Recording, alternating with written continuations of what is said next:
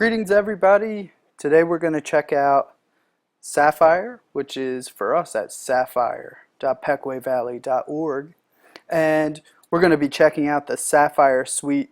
If you want to come along with me, you can open up a web browser. Again, you want to navigate to sapphire.pequayvalley.org, and then we're going to check out the Sapphire suite. If you need to pause at any time, feel free to pause. I know that some of you may learn better doing it while I'm doing it. That's how I would do it. However, if you want to watch the whole video and try it on your own, come back later, feel free to do that. Plays never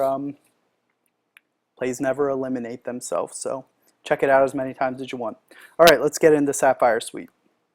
So I'm just going to simply click on that bookmark there, and I'm already signed in. So what I'll need to do is click log out, and I'm going to get in there with you this time. Okay, one nice thing about Sapphire is that actually our user ID and our password matches what we use to log into our computers. That doesn't mean you have to use your school computer to get into it. I know everybody wants to run from school to go to home and get in Sapphire right away. So you can actually use your home computer too if you forget your computer at school. But like I said, our usernames and password match the same thing that you use to get into your school laptop. So when I go to school and I log on my computer, I'm R. Donnelly, and then my super secret password I'm not going to tell you. Once I get in, I get to this page. It's just confirming that I'm at the right school district, the right school, and during the right school year. You shouldn't have to worry about this on our first year, but in subsequent years, you'll have a whole list of more years. This is 2012-13, so I'm ready to go. Click sign in, and it takes me to Command Central, which slices and dices. It doesn't mince though. Bad feature? I don't know. Actually, it's just a website. So I'm at Command Central now that my corny joke is finished. And a couple really key things for you to know about Command Central, first of all, is the homeroom daily attendance. You're going to be using this all the time. So when I navigate to click on homeroom daily attendance, it's actually going to open up in a new tab. I'm going to open it up. I'm going to fly in here, and I'm going to show you some key things. Lunch count is one key thing you're going to do every single day on this screen.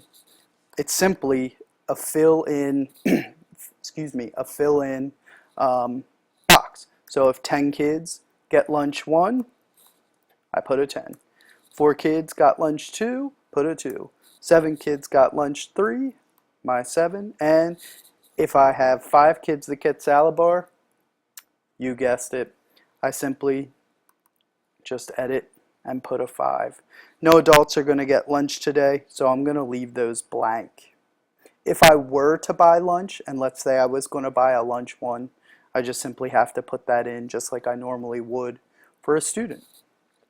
The other thing that's going to be really important about this page is for me to fly over here to my attendance.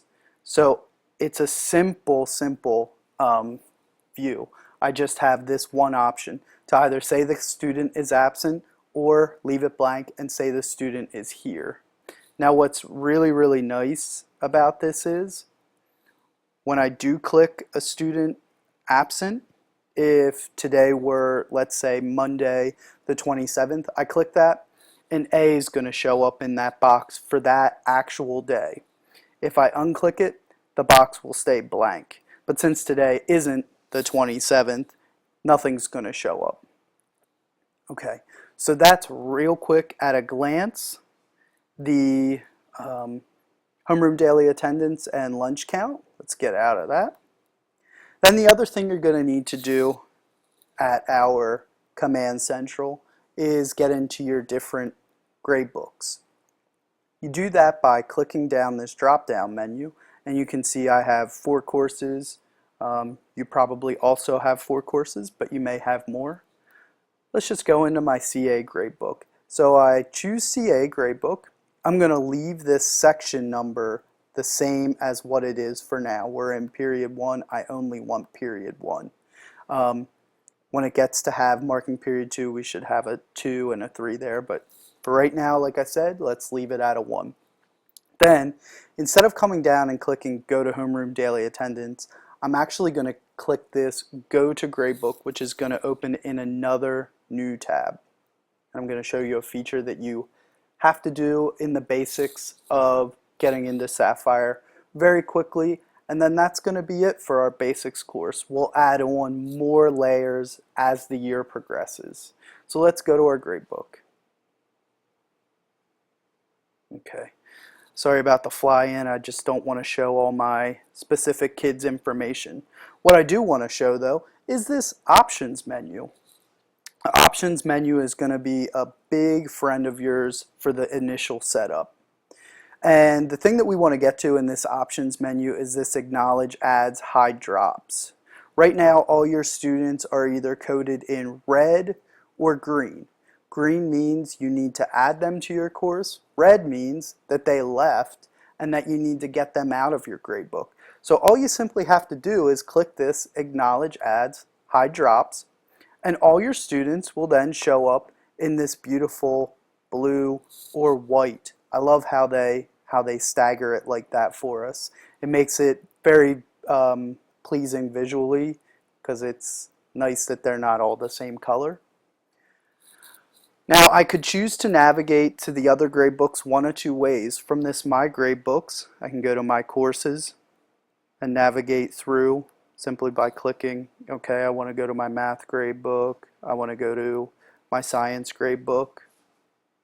Or I could close this out, come back to my Command Central, and navigate this way. I'm going to go to Math and go to my gradebooks.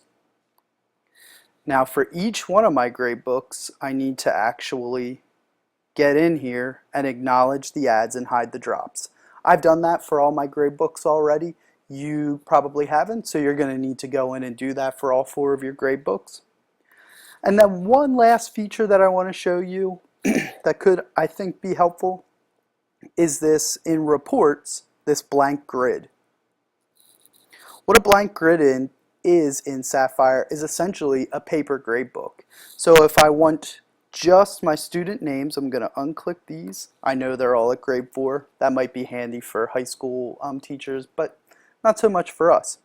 So I'm just going to get my student names, click Go to Blank Grid, up pops a blank grid, and then all I have to do is securely print this to, if I like it in color here with the blue, I could choose to print it to the color printer, although I don't think that would be the best option.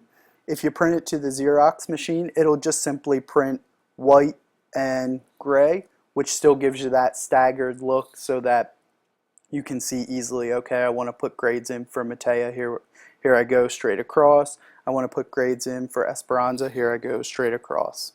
So those are some basics of Sapphire. I hope that you've learned about the basics of Sapphire. If not, come back, watch the video again. Like I said, the plays don't expire, and hopefully I helped you learn a little bit about it. Happy Sapphiring.